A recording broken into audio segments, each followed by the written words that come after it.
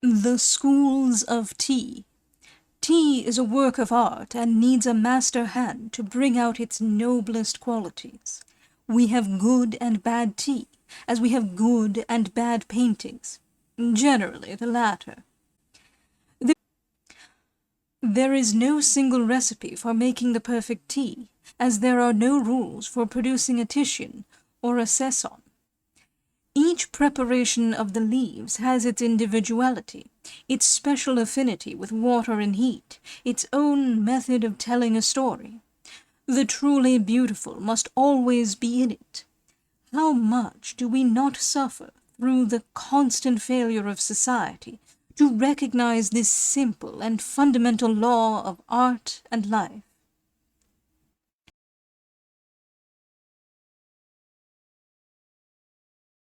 Lichi Lai, a Sung poet, has sadly remarked that there were three most deplorable things in the world: the spoiling of fine youths through false education, the degradation of fine art through vulgar admiration, and the utter waste of fine tea through incompetent manipulation. Like art, tea has its periods and its schools. Its evolution may be roughly divided into three main stages: the boiled tea, the whipped tea, and the steeped tea. We moderns belong to the last school.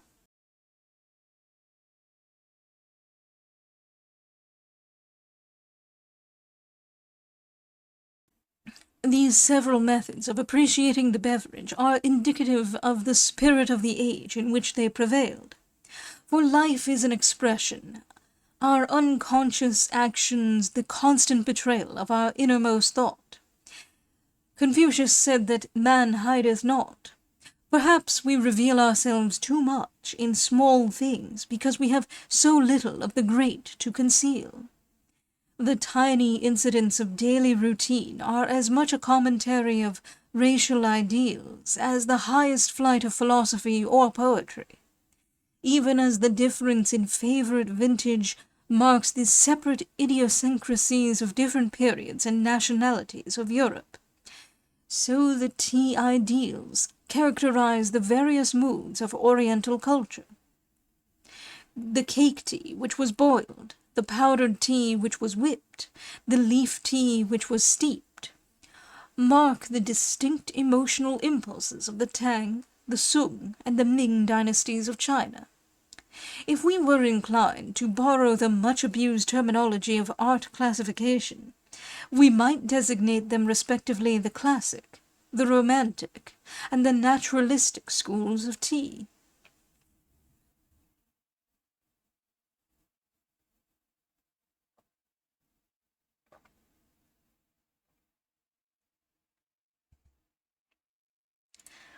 The tea plant, a native of southern China, was known from very early times to Chinese botany and medicine. It is alluded to in the classics under the various names of Tou, Ci, Chung, Ka, and Ming, and was highly prized for possessing the virtues of relieving fatigue, delighting the soul, strengthening the will, and repairing the eyesight. It was not only administered as an internal dose, but often applied externally in form of paste to alleviate rheumatic pains. The Taoists claimed it as an important ingredient of the elixir of immortality. The Buddhists used it extensively to prevent drowsiness during their long hours of meditation. By the 4th and 5th centuries, tea became a favorite beverage among the inhabitants of the Yangtze-Kiang Valley. It was about this time that modern ideograph cha was coined, evidently a corruption of the classic tou. The poets of the southern dynasties have left some fragments of their fervent adoration of the froth of the liquid jade. Then emperors used to bestow some rare preparation of the leaves on their high ministers as a reward for eminent services. Yet the method of drinking tea at this stage was primitive in the extreme. The leaves were steamed, crushed in a mortar, made into a cake, and boiled together with rice, ginger, salt, orange peel, spices, milk, and sometimes with onions. The custom obtains at the present day among the Tibetans and various Mongolian tribes, who make a curious syrup of these ingredients. The use of lemon slices by the Russians, who learned to take tea from the Chinese caravansaries, points to the survival of the ancient method. It needed the genius of the Tang dynasty to emancipate tea from its crude state and lead to its final idealization. With Lu Wu in the middle of the 8th century, we have our first apostle of tea. He was born in an age when Buddhism, Taoism, and Confucianism were seeking mutual synthesis. The pantheistic symbolism of the time was urging one to mirror the universal in the particular. Lu Wu, a poet, saw in the tea service the same harmony and order which reigned through all things. In his celebrated work, the Cha King, the holy scripture of tea, he formulated the code of tea. He has since been worshipped as the tutelary god of the Chinese tea merchants. The Cha King consists of 3 volumes and 10 chapters. In the first chapter, Lu Wu treats of the nature of the tea plant, in the second of the implements for gathering the leaves, in the third of the selection of the leaves. According to him, the best quality of the leaves must have creases like the leathern boot of Tartar horsemen, curl like the dewlap of a mighty bullock, unfold like a mist rising out of a ravine, gleam like a lake touched by a zephyr, and be wet and soft like fine earth newly swept by rain. The 4th chapter is devoted to the enumeration and description of the 24 members of the tea equipage, beginning with the tripod brazier and ending with the bamboo cabinet for containing all these utensils. Here we notice Lu Wu's predilection for Taoist symbolism. Also, it is interesting to observe in this connection the influence of tea on Chinese ceramics.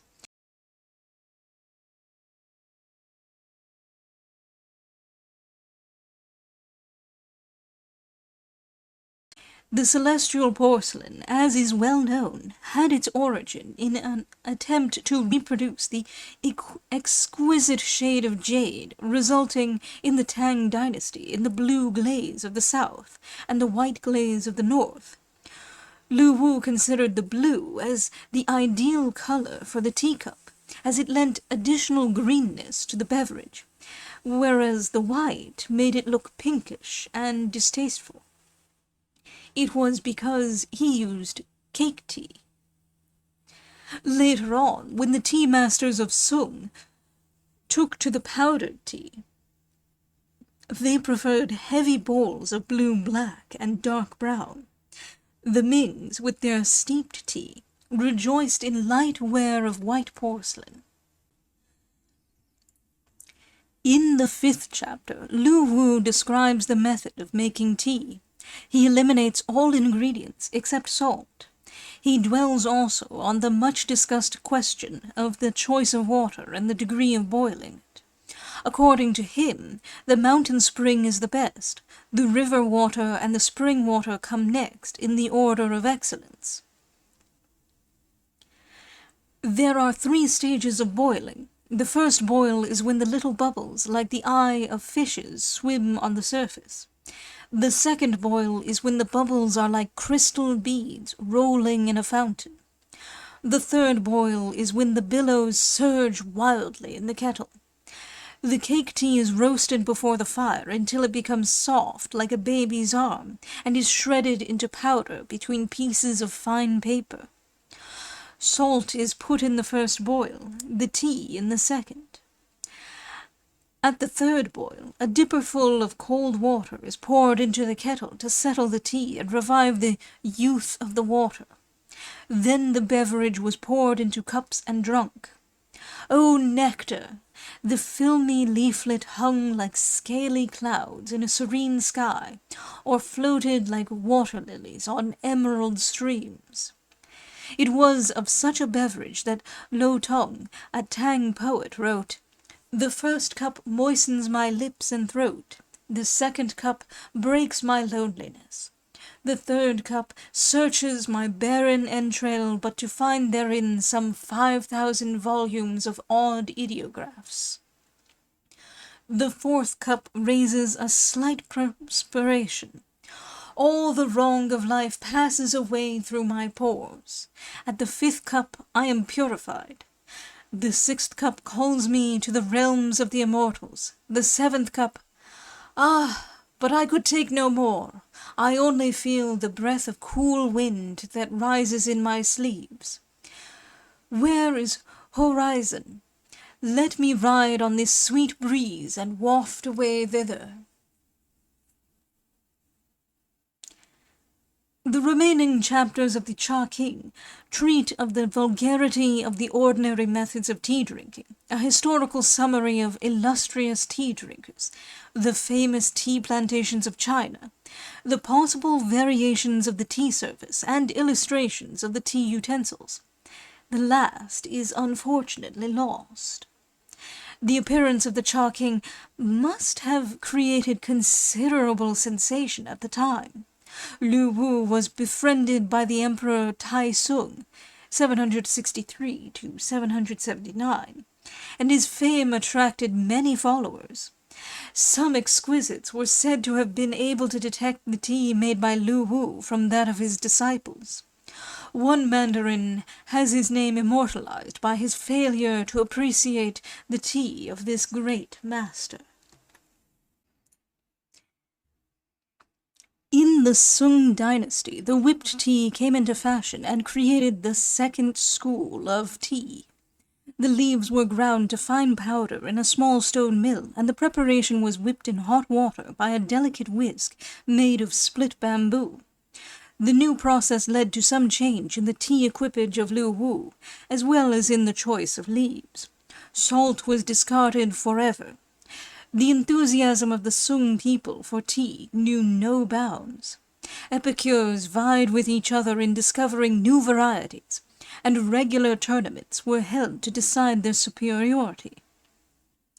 The Emperor Kya Sung, 1101 to 1124, who was too great an artist to be a well-behaved monarch, lavished his treasures on the attainment of rare species. He himself wrote a dissertation on the 20 kinds of tea, among which he prizes the white tea as of the rarest and finest quality. The tea ideal of the Sungs differed from the Tangs, even as their notion of life differed. They sought to actualize what their predecessors tried to symbolize. To the Neo-Confucian mind, the cosmic law was not reflected in the phenomenal world, but the phenomenal world was the cosmic law itself. Eons were but moments, nirvana always within grasp. The Taoist conception that immortality lay in the eternal change permeated all their modes of thought. It was the process, not the deed, which was interesting. It was the completing, not the completion, which was really vital. Man came thus at once face to face with nature. A new meaning grew into the art of life. The tea began to be not a poetical pastime, but one of the methods of self-realization. Wang Yu Chen eulogized tea as flooding his soul like a direct appeal, that its delicate bitterness reminded him of the aftertaste of a good counsel. Sotampa wrote of the strength of the immaculate purity in tea which defied corruption as a truly virtuous man. Among the Buddhists, the Southern Zen sect, which incorporated so much of Tao's doctrines, formulated an elaborate ritual of tea. The monks gathered before the image of Bodhidharma and drank tea out of a single bowl with the profound formality of a holy sacrament. It was this Zen ritual which finally developed into the tea ceremony of Japan in the 15th century.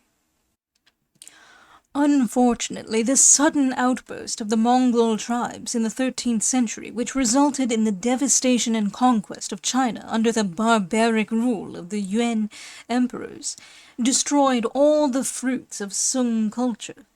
The native dynasty of the Mings, which attempted renationalization in the middle of the 15th century, was harassed by internal troubles, and China again fell under the alien rule of the Manchus in the 17th century.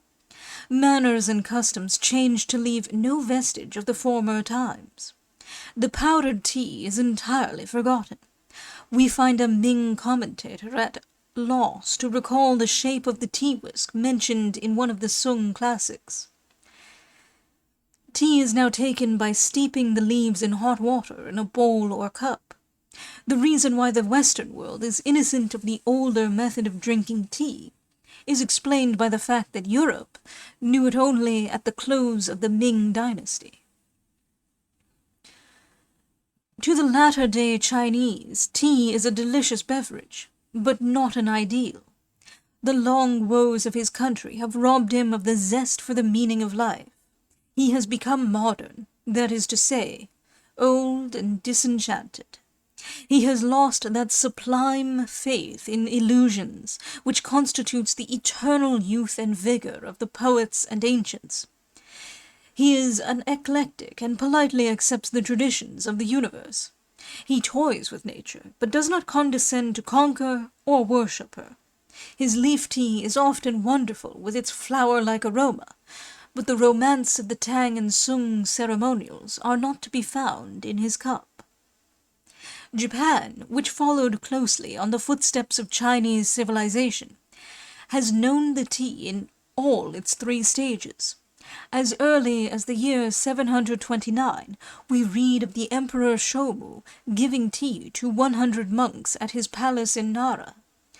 The leaves were probably imported by our ambassadors to the Tang court and prepared in the way then in fashion. In 801, the monk Saicho brought back some seeds and planted them in Yesan.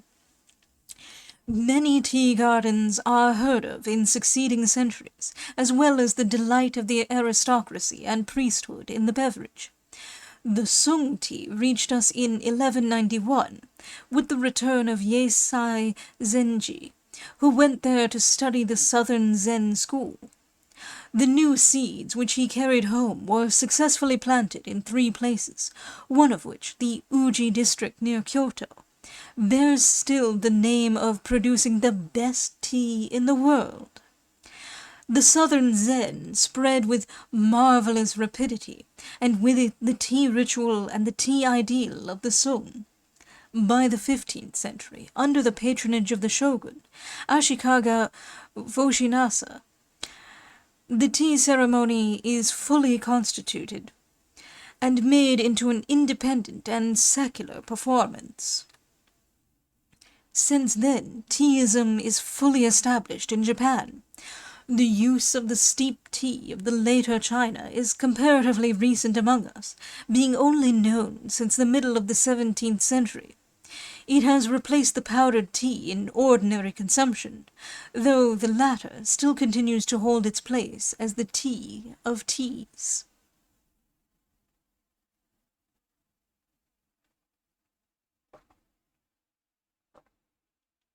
It is in the Japanese tea ceremony that we see the culmination of tea ideals.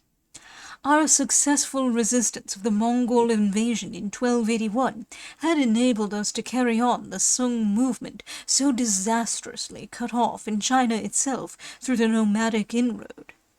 Tea with us became more than an idealization of the form of drinking. It is a religion of the art of life. The beverage grew to be an excuse for the worship of purity and refinement. A sacred function at which the host and guest joined to produce for that occasion the utmost beatitude of the mundane. The tea-room was an oasis in the dreary waste of existence, where weary travellers could meet to drink from the common spring of art appreciation. The ceremony was an improvised drama, whose plot was woven about the tea, the flowers, and the paintings. Not a colour to disturb the tone of the room, not a sound to mar the rhythm of things, not a gesture to obtrude on the harmony, not a word to break the unity of the surroundings.